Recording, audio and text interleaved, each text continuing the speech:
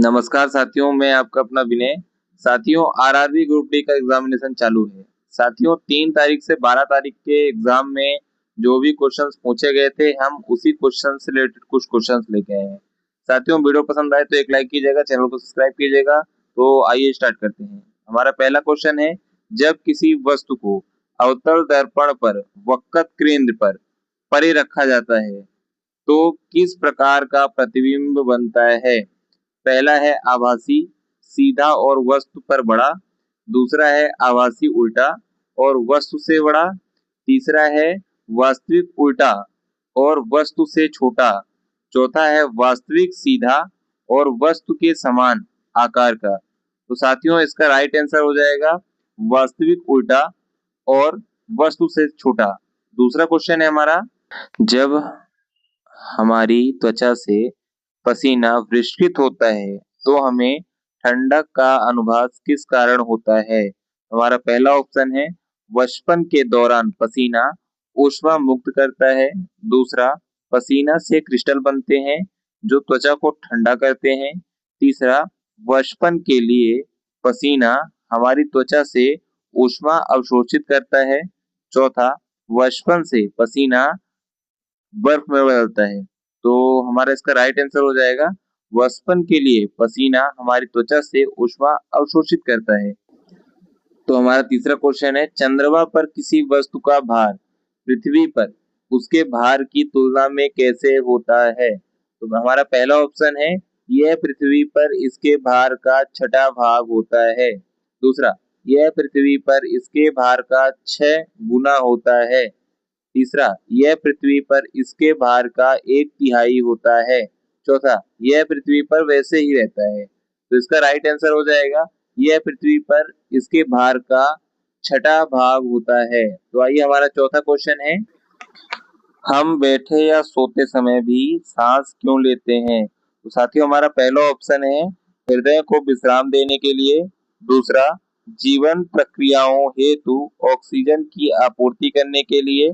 तीसरा, श्वसन क्रियाएं करने के लिए।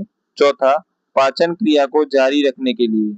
तो हमारा राइट आंसर हो जाएगा, जीवन प्रक्रियाओं हेतु ऑक्सीजन की आपूर्ति करने के लिए। साथियों, हमारा पांचवा क्वेश्चन है, निम्नलिखित में से कौन सा एक समान वृत्तीय गति कर रही वस्तु का उदाहरण है? पहला, सीधी पटरी पर अलग अलग चाल से चलती एक रेलगाड़ी। दूसरा, एक समान चाल से पृथ्वी की परिक्रमा करता एक उपग्रह। तीसरा, भीड़ भाड़ वाली सड़क पर चलती एक कार। चौथा, पार्क में जॉगिंग करता एक व्यक्ति।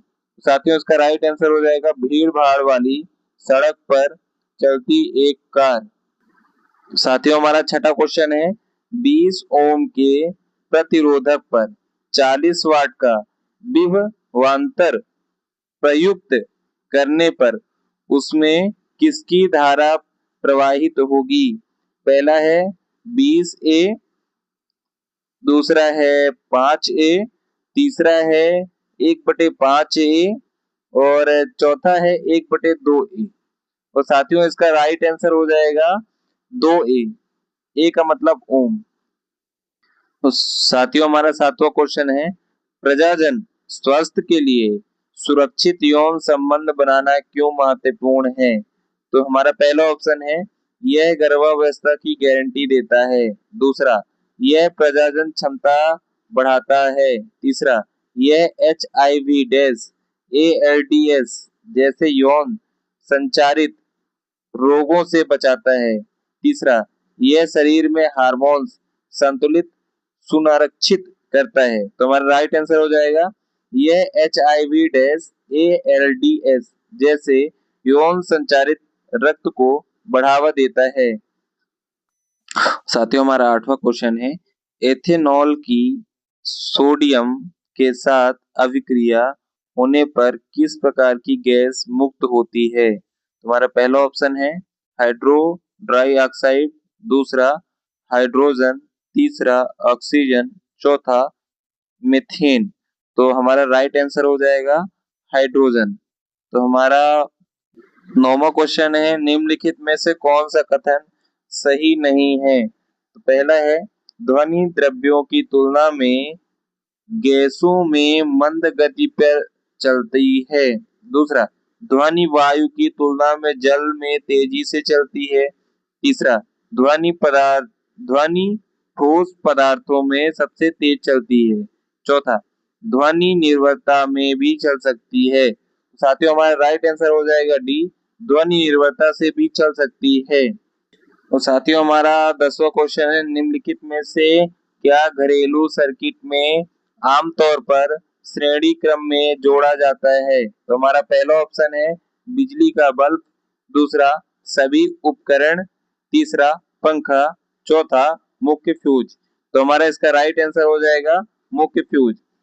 ऐसी ही वीडियो देखने के लिए चैनल को लाइक करें, फॉलो करें, सब्सक्राइब करें।